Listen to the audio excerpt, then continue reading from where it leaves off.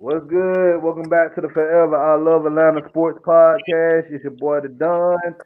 Um, got my boy GSHM on React ATL. He's filling in for my co-host Rick Flex. What's What's good, up? How you Rick? doing? Doing good, man. Once again, finally, the Don is recording from Summer Hill, Atlanta, Georgia. All right, this is something new to me. I haven't done a show here in a second. So hey, we're gonna make it work today. But appreciate you guys for joining in. 6 people in the chat. Say hello. We'd like to hear from you guys. I got two expert writers on right now. I got Mark from he's a USC writer. What's good, Mark? Let everybody know where they can find you. How you doing? My name's Mark with USCScoop.com. We can hold off on that expert writing part, though. We'll just say we write. All right. Well, in my eyes, man, you're an expert, man. So I know a lot of people ain't working for ESPN or CBS Sports, but I read your work and I reached out to you. I won't have anybody on if they don't know what they talk about. Appreciate that.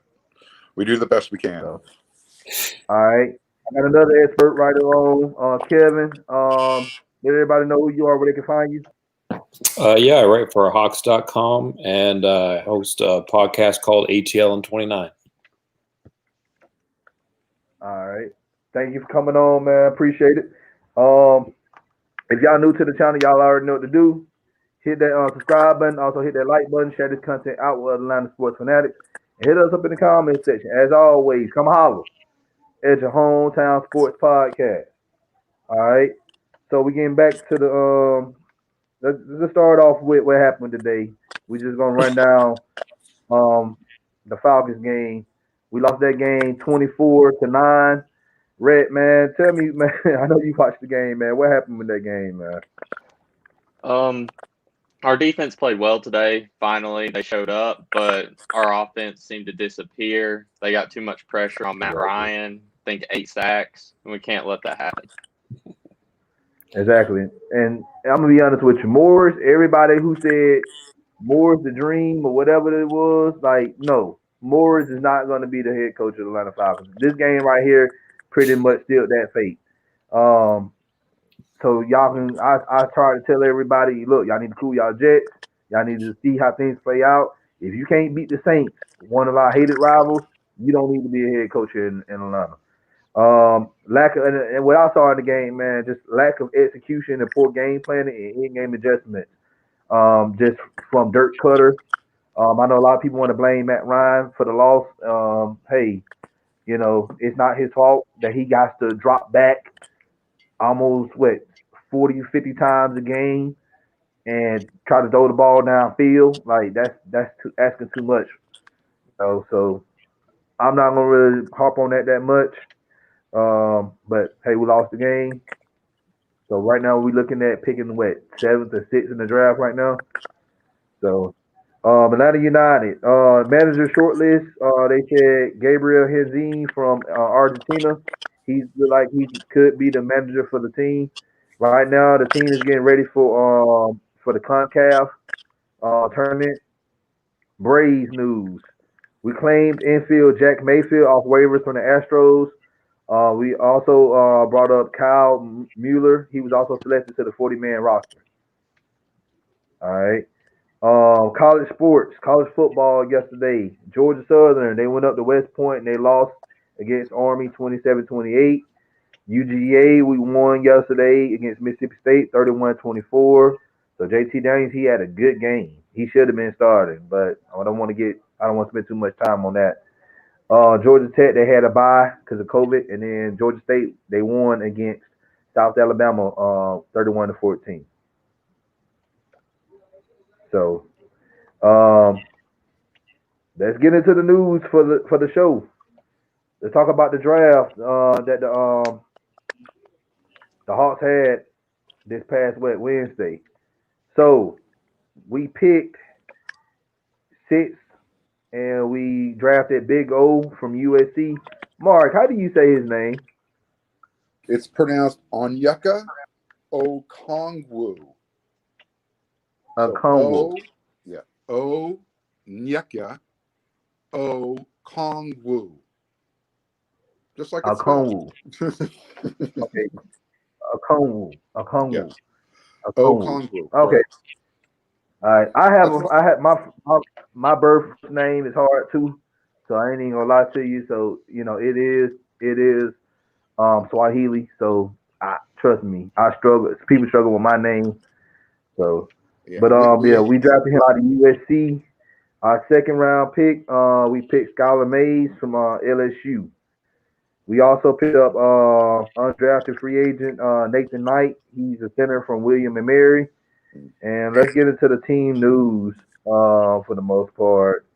The team traded Dwayne Dedman to the Pistons for Tony Snell. Kevin, what's your take on that move right now, man?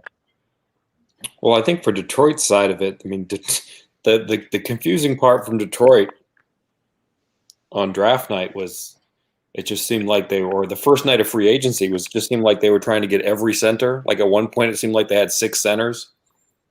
And I think the reason they wanted Dedman is because they wanted to make some cap room by stretching a contract and waiving Dedman. And so his contract was particularly nice for them in that aspect because the second year wasn't guaranteed. So they could get a 2-year contract out of it, but really not have to pay anything for that second year worth. But in getting Snell, I think that's a clever move for the Hawks because it pretty much matched straight up with Dwayne Dedman's salary, or at least close enough that they could pull off that trade. And so for Dwayne Dedman's salary spot, they can get a big defensive small forward, but who also made 40% of his threes last season, and he doesn't turn the ball over. So he's really efficient in terms of his style of play. He's not terribly dynamic, but he doesn't make a lot of mistakes or bring a lot of weaknesses either. So he feels like a perfectly usable piece in the rotation, but at the same time, that rotation is getting really big. The Hawks keep signing players, and I don't know how they can even use all of them. Yeah, that's another thing we were thinking about too. What's your name, Rhett? What'd you say? Cut out a little bit. Oh no, Dwayne Dedman. We traded him to the Pistons for Snell. I think we definitely lost a locker room leader with Dedman, but with drafting Okongwu, I think I said it right. We have so much depth at the center position that it doesn't seem right to keep him with Bruno, Okongwu, Capella, maybe Collins. Tony Snell, a great shooter, 40%, like he said, but our guard depth is getting a lot really crowded as well. Yeah, I feel you on that. Now another news came out. Former Thunder, Danilo Gallinari reached a 3-year agreement worth $61.5 million with the Hawks. Kevin, man, what's your take on that? The Hawks are looking for offense. They were dead last in the NBA in three-point shooting last season. Travis Schlenk brought that up again this week when he was talking about what would happen in the draft and in free agency. They're trying to fix that. Gallinari's a great shooter. He's also for a person his size. He's a big boy. He's like 6'10". For a power forward, he's exceptionally skilled with the ball in his hands, not just shooting, but also driving and passing. Defense isn't necessarily his thing, but the Hawks are looking for more shooting to put around Trae Young. Last season, all the shooting was really in the young guys. The best shooters on the team were John Collins, Kevin Huerter, Trae Young, and even DeAndre Hunter and Cam Reddish to some extent. All the veteran shooters were just dismal. They didn't have enough shooting around their young core. They like to call that group of 5 players, that 5 young players, the core 5. They don't really have that anymore. It's not a core five anymore when you're bringing in guys for $20 million a year like Gallinari. And if they pull off the offer sheet, Bogdanovic, but they're really emphasizing shooting and passing. They're going to put a lot of offense around Trae Young, and at the same time, they're putting some big bodies behind him. Clint Capella, you mentioned Onyeka Okongwu. Mm-hmm. You get the sense that they're trying to fill in a little bit behind Trae Young. He's always going to, even if he gets better as a defender, he's still always going to be 6'1", and he's going to carry a huge offensive load. So teams are going to attack him on the defensive end. You get the sense in moving Alex Len last season and bringing in guys like Okongwu this season. I think they're trying to get more mobile with their big men. And I think in their pick and roll scheme, I think you're going to see some more aggressive plays instead of just drop pick and roll coverage. I think when other teams go to the pick and roll instead of just dropping back, you're going to see the big man kind of step up and hedge and try to help Trae Young. And in getting some big wings like Tony Snell and DeAndre Hunter over the last couple of years, I think they're trying to get some big bodies behind the pick and roll so that if the big man steps up to help Trae Young, there's still some big forwards behind to tag some roll men and to rotate over on the weak side and still be able to protect the rim a little bit.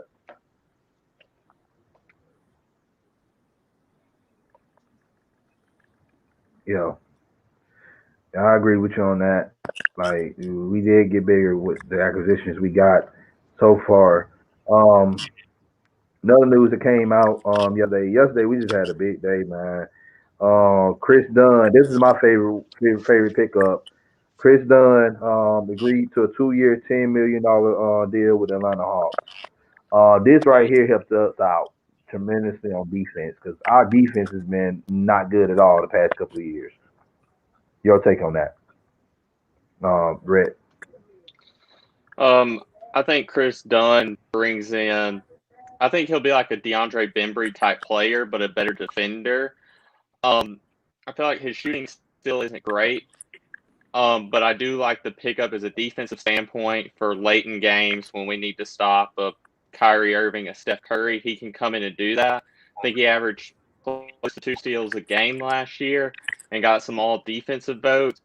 So the standpoint of us not having enough defense, this helps bring in a player who can do that for us. All right. What about you, Kevin? It's interesting. It's interesting in a lot of ways. First of all, you're bringing Chris Dunn in, and I think if there's one person that sort of clashed with Trae Young on the court, it's been Chris Dunn. I think there was the game that like Trae scored 50 on Chris Dunn, and that got a little chippy. And then the next game, that Chicago and Atlanta played, Chris Dunn played some excellent defense on Trae Young and started barking back. And so it seemed like it got a little bit personal there in their matchups last season. So it's funny that they bring him in, and there was some stuff on Instagram where it looks like they already buried the hatchet. But I thought it was interesting in that regard. It's funny because, on the same day that they did the Dunn stuff, they brought in Rajon Rondo. So, certainly a player like Chris Dunn is going to help your defense. And like Rhett was saying, it's going to be somebody probably can take over a role like DeAndre Bembry's.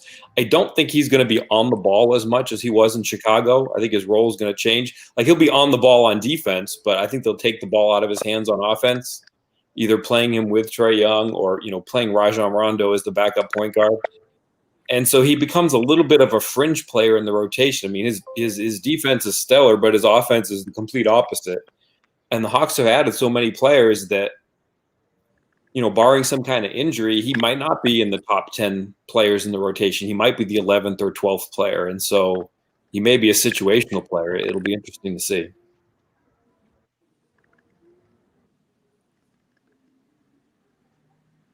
Yeah.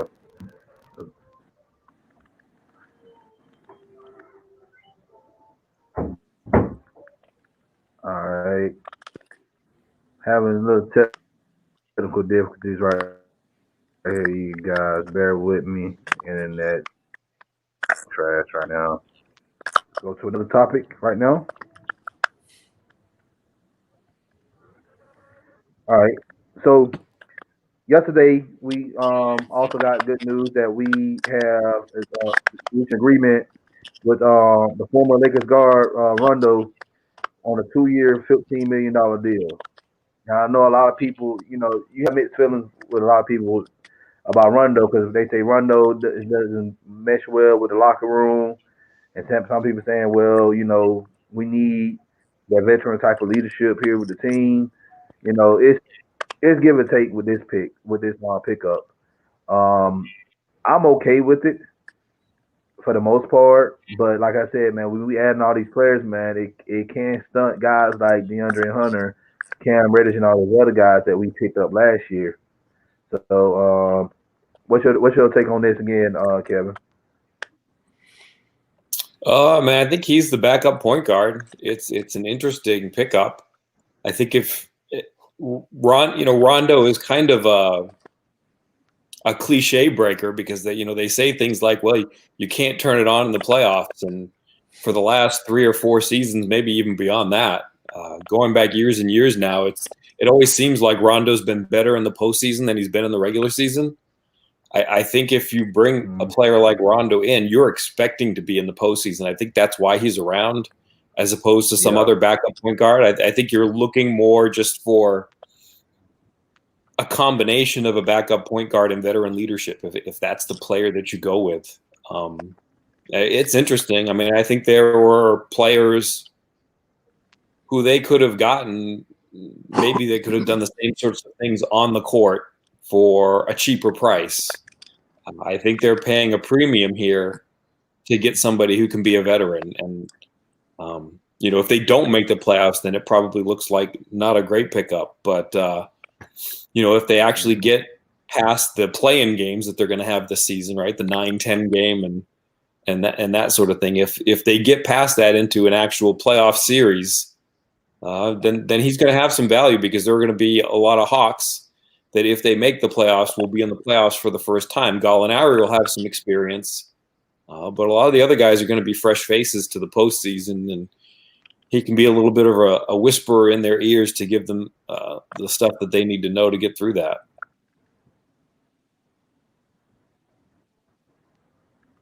Yeah. All right. I know I want to see. You talked to this yesterday, Rhett, but let everybody know how you feel about this pickup. I feel like Rondo is going to take over the role for Vince Carter as the leadership standpoint. I think the Lakers said he's like a third coach on the team for the players and on the court. He knows everywhere to get or everything to do and where to go. I also think this opens up the door for Trey to maybe play the 2 and do some of the stuff like Steph Curry does where he runs around screens and gets catch and shoot opportunities. I also think this helps because the last 2 or 3 years we've been trying to find a backup point guard, whether it's Teague, Goodwin, Jalen Adams, I guess Jeremy Lin. We've never had somebody who can actually come in and run the second unit efficiently, and I think he can be the guy to do that because his offensive skill set's so good.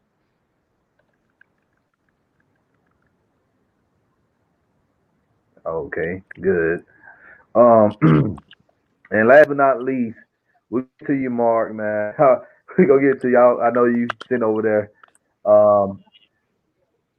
We just got news today that Boston, we offer him a 4-year, $72 million offer sheet.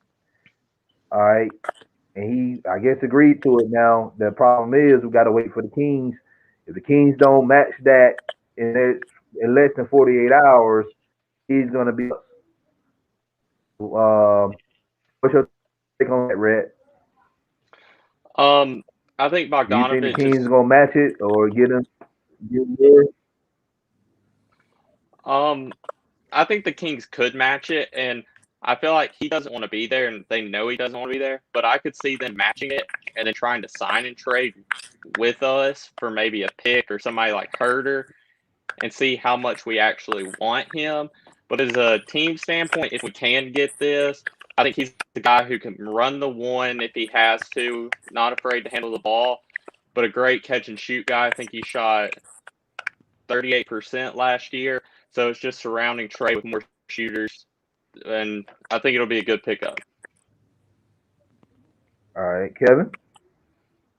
Yeah, it's definitely more shooting. And like Rhett was saying, there are more options this season for secondary playmakers. You can run the offense through more players than you could last year. Last year it was, Trae Young and, some Cam Reddish and some Brandon Goodwin. But, in Gallinari and Bogdanovich, they're not only bringing in guys who are good shooters, but also players who are good with the ball in their hands, good passers, guys who can attack the basket in pick and roll stuff. So they really have a lot more playmaking with Gallinari, and if they can keep Bogdanovich, then they can't. Sacramento can't match and then try to trade him to Atlanta. That's not allowed. It'll be a year before they could trade him to Atlanta, and he would have a no trade clause for a year. But they could still match with the intention of trading him. It just gets a little bit tricky because they can't trade him to Atlanta and they can't trade him without his permission. But they could match, with the goal of trading him to some other destination. And who knows, talk to him behind the scenes and figure out maybe where he would be willing to go. But it's going to be hard. Schlink certainly made all the provisions in that contract to make it as difficult as possible, trade kickers and all that kind of stuff. So the Hawks were very aggressive in their pursuit and in the way they structured that contract. They're trying to make it as difficult as possible for Sacramento to match it. I don't think they're gonna. If they don't match it by tomorrow night, They're not. He's gonna be an Atlanta Hawk by Tuesday night. So I don't know. Hawks have done this is like one of the best off seasons since I can remember, and this is a short off season. Normally they have months to figure things out, get things going. This time they only got weeks because the season about to start up here in a month. So kudos to Slink for doing a tremendous job. He's been doing a tremendous job since he got here. Like I said, man, we've been playing the long game, chess, not checkers. So I'm excited, man, for these moves, man. I really am. Let's get back to the first round pick, man. This is one of the reasons why I brought Mark on the show. So we talking about Big O, going back to his defensive play. Mark, what can you tell us? What can you tell the Atlanta Hawks fans about Big O's defensive play? So on defense, you're getting a guy who is a strong on-ball defender, but he might even be a better off-the-ball defender. Earlier in the show, I believe Kevin was talking about defending the pick and roll and helping out Trey in that regard.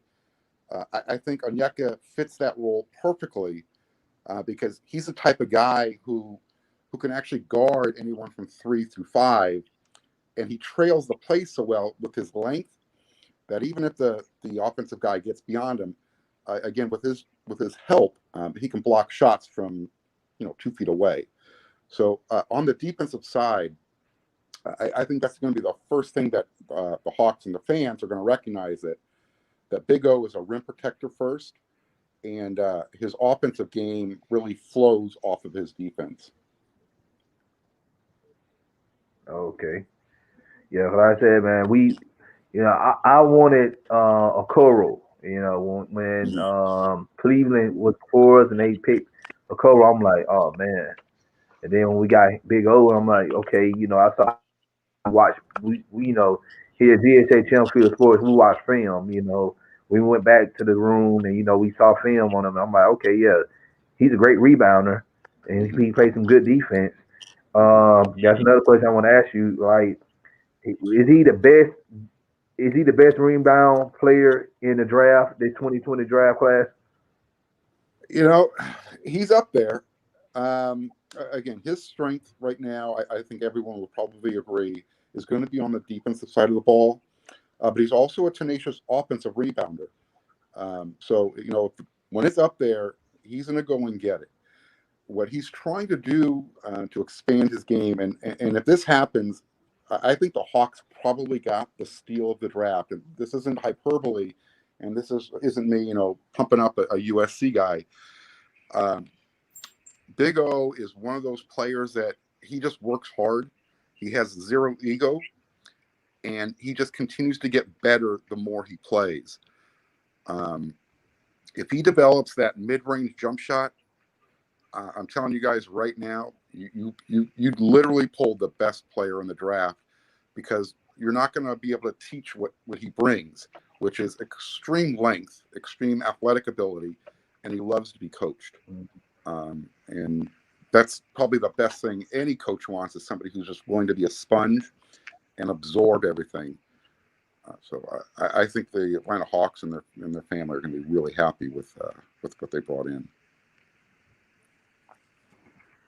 Yeah, I know a lot of people was complaining because he's going to be a big man, he's going to be a center, and a lot of people were sitting up here saying, "Well, he's too short to be a center," and but you got to think about it. Basketball has evolved. NBA has evolved.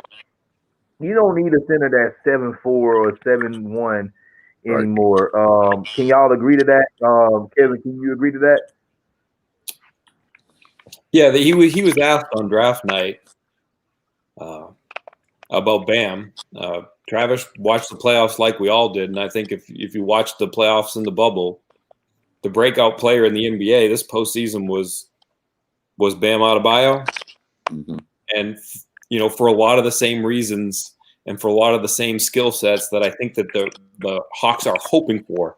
I think that's a best case scenario, but I think that's the player that they're going for. I think you want somebody who can be kind of a bruiser in the dribble handoff game. You want somebody who can dive to the rim. You want somebody who can, be able to pull up from 17 feet after a dribble handoff if it comes back to him. And that's something that Travis Schlenk has said that he believes Okongwu can do, just based on what he's seen so far, and the fact that he is a pretty good free throw shooter for a 19-year-old playing the center position as well as he has. But there, it's a different kind of defensive coverage that you're expecting out of him. He's not going to be a drop back pick and roll player in a lot of cases. It's going to be kind of come up and defend the pick and roll at the point of the screen. And he's one of those guys, even if he's not 7 feet tall, he's almost 7 feet tall, and he's got a big wingspan. But most importantly, he's got the feet to do that. He's got the ability to stay with a smaller player, and even if he doesn't stay with the smaller player, stick with it from behind and make a defensive play from behind. Right. Out here in California, we hit the ski slopes a lot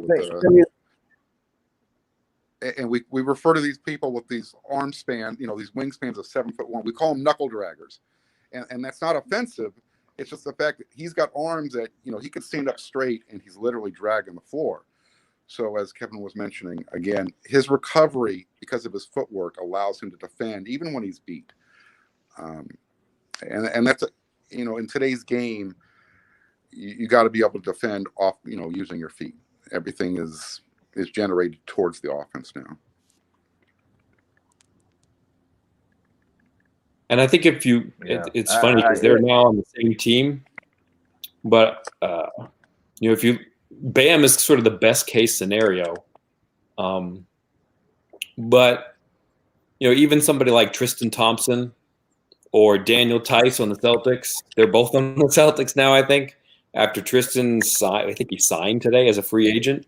But you're looking for that kind of mobile defender who can be a center but move around defensively. Get up and make a play on the ball, but also then try to recover and get back. It's not just about protecting the rim; it's about protecting up front at the point of attack, and then still getting back to try to protect the rim. Those kind of players. Daniel Tice was pretty good for the Celtics in the postseason. He's not the greatest player, but they were pretty reliant on him in the postseason. They really couldn't get away with putting anybody else in there, and they're going to double up with Tristan Thompson this season, but it's going to be sort of an aggressive style of play with the center for the Celtics, and I imagine the Hawks are going to do that kind of stuff too. Yeah, and like I said, and we said this. That being, a big man, it's those days are over. Just protect the rim. You have to like move around, and stop, opposing, players from scoring. You just have to. I got a question right here for Pick It by Nature. What's good, Devontae? He said thoughts on Skylar Mays. Could the second round be a sleeper? I guess this question for you, Kevin. Well, you mentioned the fact that the Hawks signed the kid from Wake Forest, the big kid. What's his name? Nathan. What's his last name? Knight. Nathan Knight. Yeah, He Nathan could be a two-way player for sure, and I think Skylar Mays could be headed. Yeah, I think Skylar Mays could be headed the same direction. Anytime you pick somebody in the NBA draft from 50 to 60, the track record there isn't necessarily great for finding guys that can stick in the NBA for a long time in that range of the draft. And with all the signings that they've added, guys like Chris Dunn, Rajon Rondo, they have so many rotation players. I still don't get it. Like, I look at all the pieces in their rotation, and it just feels like they're loading up for a trade or something like that. But whether they do that or not, I think that Skylar Mays, they could be angling to try to get him on a two-way contract. I think he can do some stuff. He's got a big body. He's really smart. He's an older kid. He's not going to come in as a 19-year-old. He's probably 22, almost 23 now. But you just looked at all the names and bodies on the roster, and I don't know that the opportunity is going to be there. So it may be something that they're working out right now, maybe, that they're going to try to set him up on a two-way. I'm not sure. Okay. All right, one more question for Mark. Big O, we've been talking about his defense, his ability, to be a shooter, and his rebound skills. Do you think he can help the Hawks? We've been missing the playoffs the past few seasons because we've been in rebuild mode. But right now with the picks that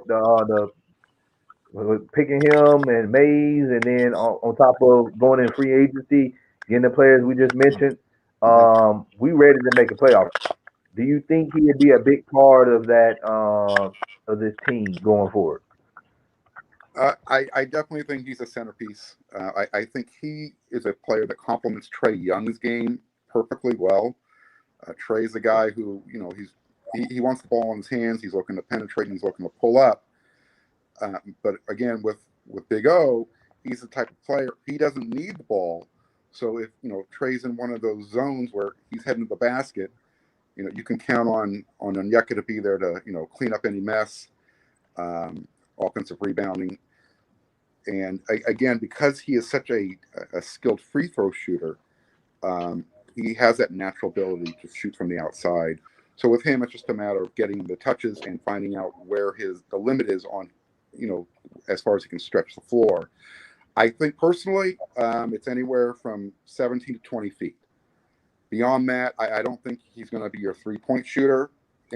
Maybe down the line in a few years, who knows? Yeah. But right now, because of his youth, because of the hunger, and that's one thing, again, you're going to find from Onyeka. The drive in him is just, it burns. You're not going to see a whole lot of emotion. He always has that one poker face. That doesn't mean it's not there. He just internalizes it really well. So he's the type of guy who's going to lead by example. Don't expect him to be that vocal leader, at least initially. But like I said at the beginning, you guys are going to really like this young man. He's just a solid dude. He's going to bring a lot to your community, which I think is another huge factor. I think the Hawks found somebody they're going to like for a long time.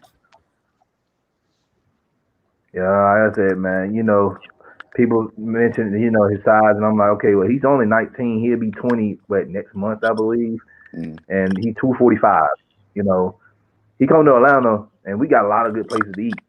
So he'll hit up by 255 or 260, hopefully by March, Yeah, you won't easily. have to worry. Yeah, you don't have to worry about Onyeka, getting physically stronger again. That's just he was born with some of those natural abilities. He already has an NBA body. I think for him now, it's just a matter of his game adjusting to that next level. Coach Enfield spoke last week with the media. USC starts their season this Wednesday, and he wanted to make sure everybody understood that the nation really didn't get a chance to see the real Big O because the tournament got canceled due to COVID.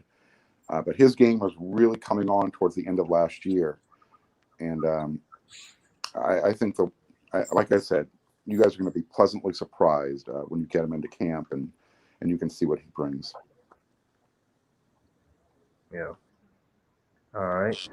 Well, hey, I guess that's all the questions we have.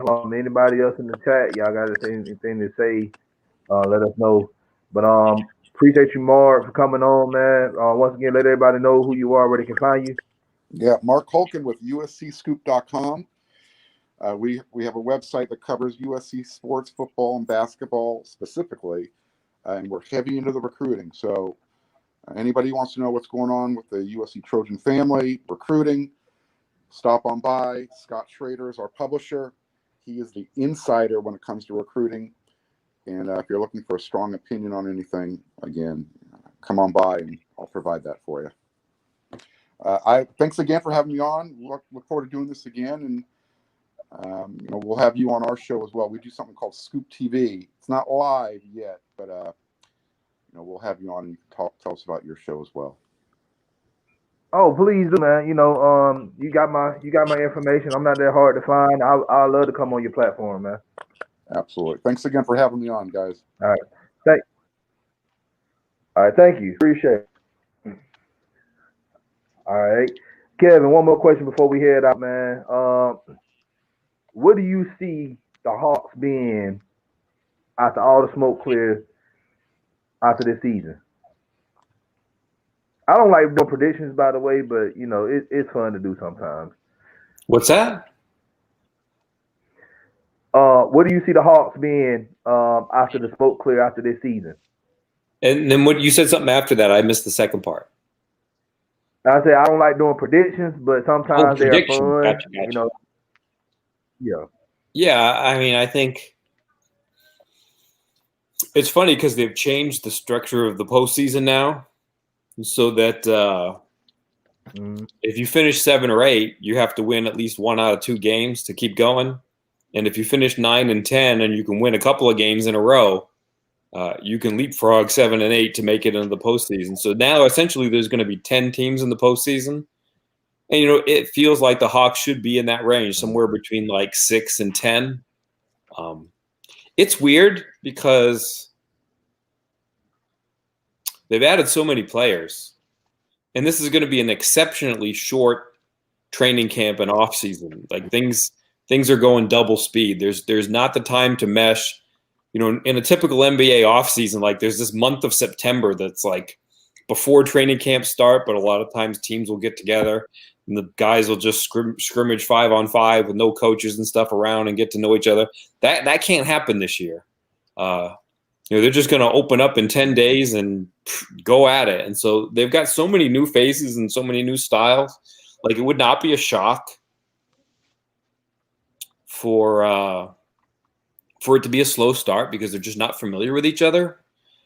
But we haven't seen Trae Young with a ton of offensive weapons around him yet. We haven't even seen that. Like he's been an astounding offensive player.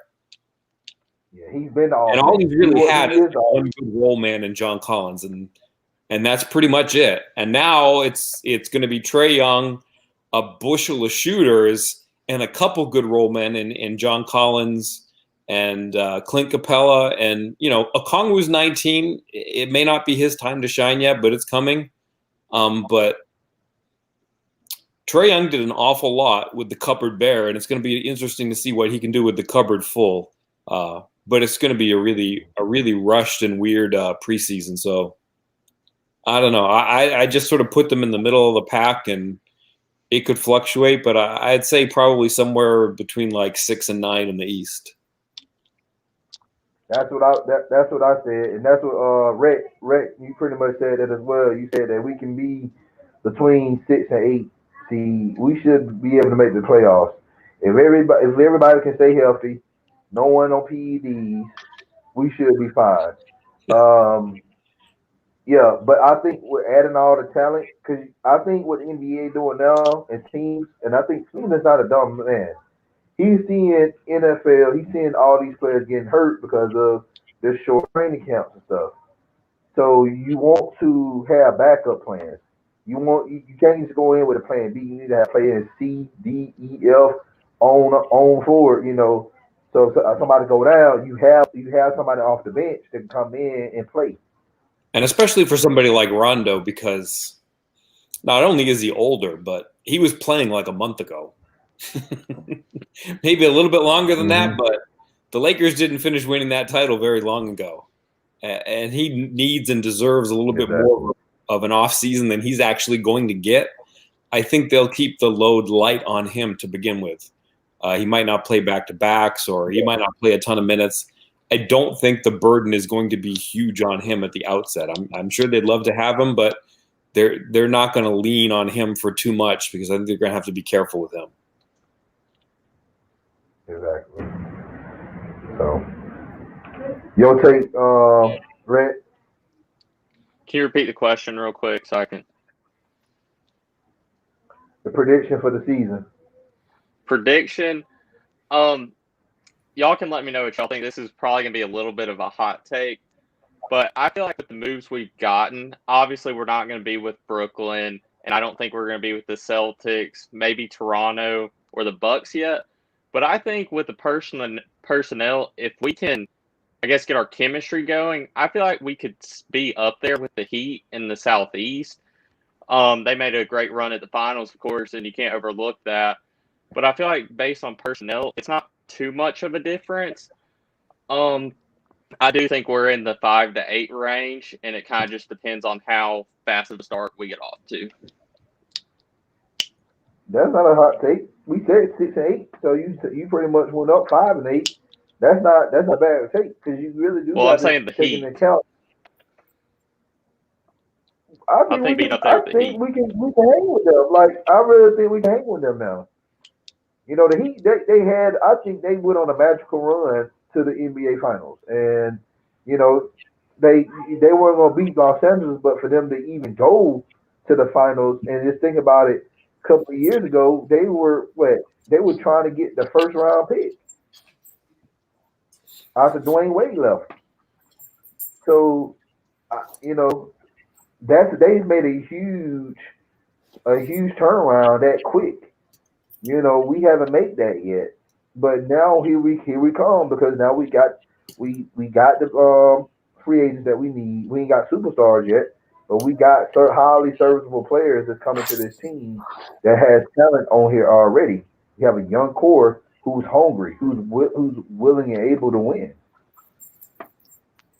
Now, if we fall short of that, and I said this yesterday, if we fall short of that, you cannot blame the talent on the court. It has to be with coaching.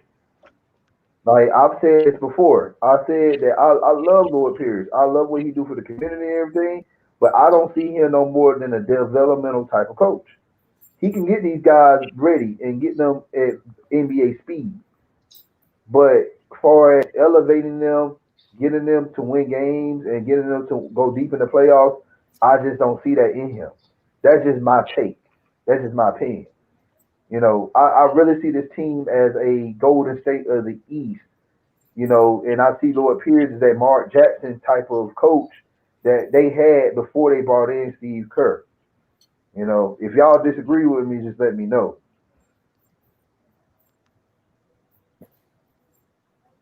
That's kind of what I'll let you go.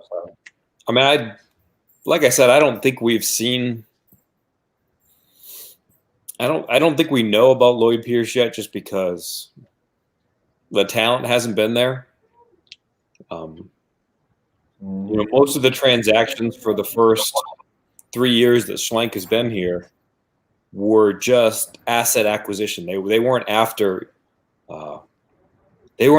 players except in the draft. Like, they wanted to get the best players available in the draft, and other than that, it was just transactions to get assets.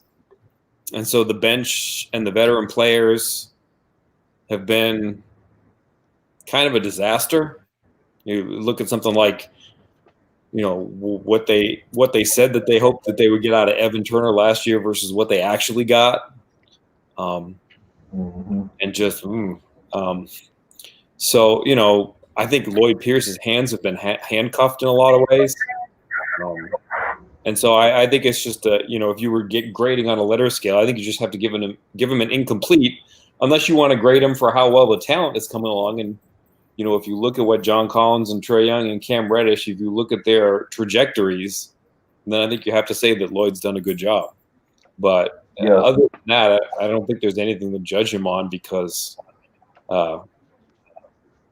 he's made the young talent better, and then there hasn't been much other than the young talent. So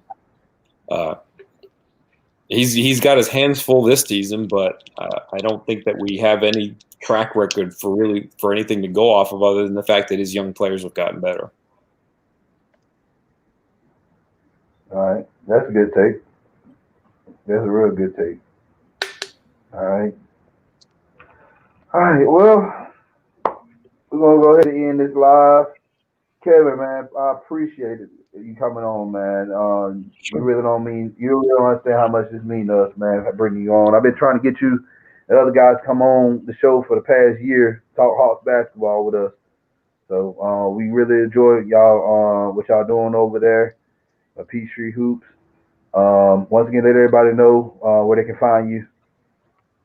Yeah, so my written stuff is on Hawks.com, the team's website. And my podcast, ATL and 29, is the Peachtree Hoops podcast for the Hawks. So you can find most of the podcast stuff at Peachtree Hoops. All right. Well, thank you again for coming on, man. Look, we're all excited about this 2020-2021 season. Hopefully we have a season. COVID hopefully don't stop us. Look, man, I'm ready. Look, I don't know if tickets went on sale for State Farm Arena yet. But look, I'm ready to go ahead and buy a few tickets for the season, man, because I'm ready to go up in there and watch this team play. Yeah, it's going to be interesting, because the bubble is very different than having 30 teams in 30 cities and travel. And it's not football; it's an indoor sport. You're not covered in a helmet and pads. You're up there bumping, so it's going to be interesting to see how they manage this, but. It looks like they're going to try. I know I haven't played basketball. I'm ready. When they get that vaccine, I want it so I can play basketball again. I'm gonna hold off on the vaccine, man. I'm gonna let other people be the guinea pigs, and I'm gonna wait till the good batch come out. All right. Everybody who watched us live, man, appreciate y'all coming on, watching us live. Everybody who's watching this at a later time, man, let us know what y'all think about the new acquisitions we got, the new draft, Big O and Mays we got on the team. Rhett, appreciate you filling in. Also, thank you. Everybody who's what'd you say? I said it's been a lot of fun. Good show. Yeah, I appreciate you, man. GHA chill, man. Y'all keep it locked. We got good things coming y'all way. Big things coming y'all way, so just please remember GHHM Group. Remember that. All right. You new to the channel, you already know what to do. Hit that subscribe button, also hit that like button, share this content out with other Atlanta sports fanatics. And hit us up in the comment section. As always, come holler. It's your hometown sports podcast. It's the done from FILA Sports Podcast. Signing off. Y'all have a great evening. See y'all later.